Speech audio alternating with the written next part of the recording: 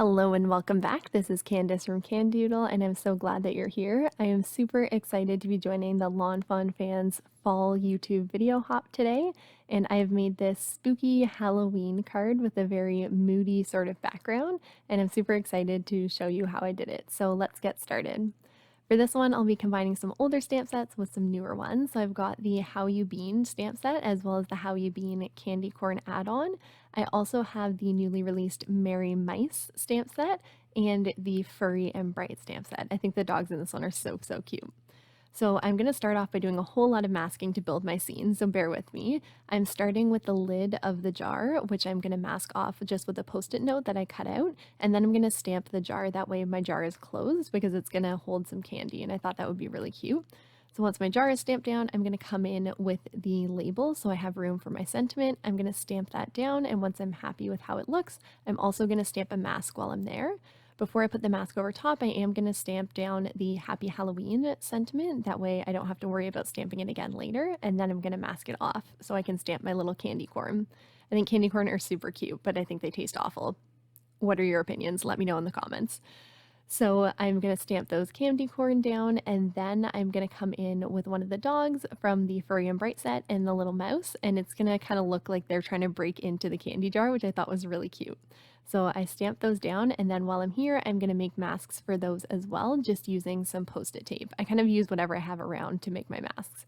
I cut those off camera, and then I'm going to come in and do my ink blending. So this is going to look like a hot mess when I first start, but bear with me, it'll make sense in the end.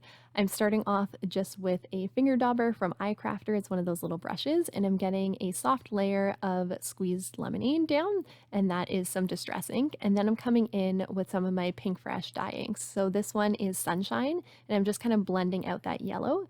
Then I am going to come in with Storm, which is the next one. I started off with a blending brush, but I wasn't getting quite enough pigment, so I went back in with my little finger dauber so I could get more concentrated ink down. And again, I know this looks like a hot mess, but stick with it. I promise you it'll look good in the end. If it's not looking good, add more ink.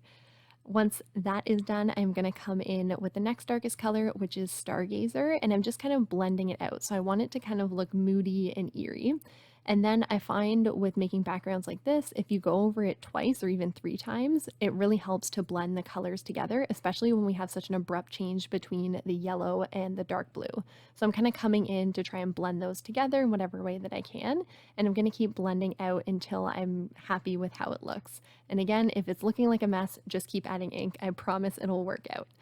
And then once I'm kind of happy with how that's looking, I'm going to come in with some black soot distress ink around the sides. And I like to really pump up the black with this one. I just find it gives the sky such an interesting look.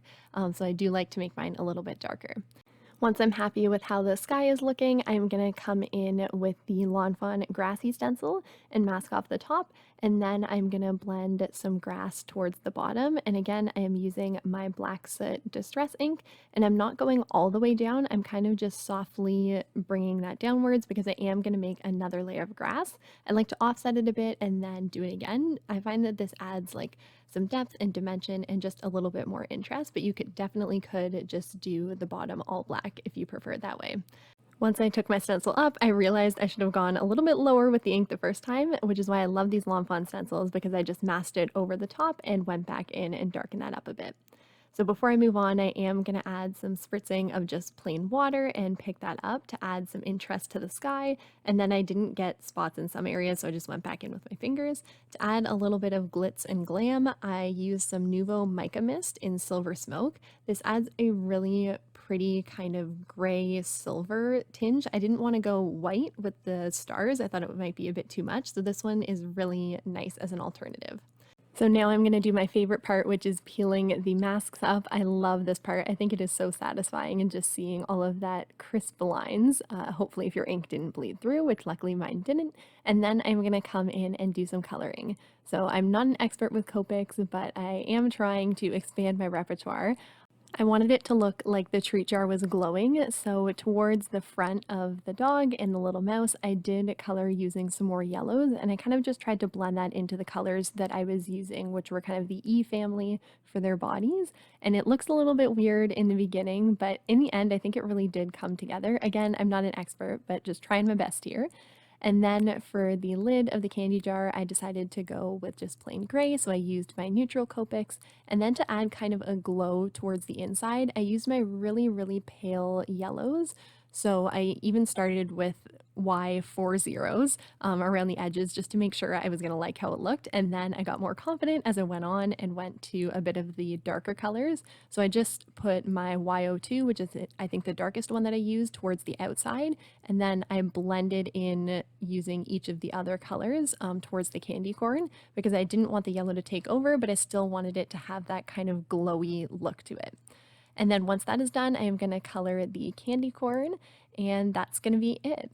So a little bit about this hop. This is the Lawn Fawn Fans Hop. We have 4 of these a year, and I'm so excited to be joining the team. This time we are sponsored by Lawn Fawn, so there is a $25 gift card up for grabs. All you have to do is comment on the videos for your chance to win, so make sure that you hop along. The next person will be listed down below in my description, so make sure that you hop along and see what all of these amazing, amazing creators have created. Everybody in this hop is super creative, and I absolutely love watching their videos. Don't forget to head to the link down below for the next participant. If you haven't already, I would love it if you click the like button and subscribed. I really appreciate you being here. As always, you can find me over on Instagram at Candoodle Creations, and until then, I will see you in my next video. Bye!